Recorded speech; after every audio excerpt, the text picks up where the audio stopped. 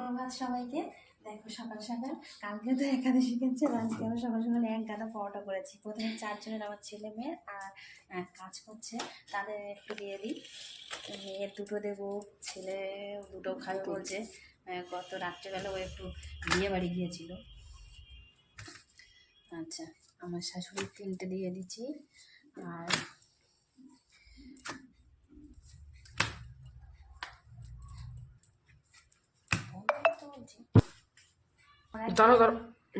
এখন ওরা খেয়ে নেবে, তারপরে আমি আর ও খাবো। আমার ওরা খাওয়া হয়ে গেলে, ওদের খাওয়া হয়ে গেলে তারপর আমরা খাবো। এখন 9টা বাজে, তো টাটা।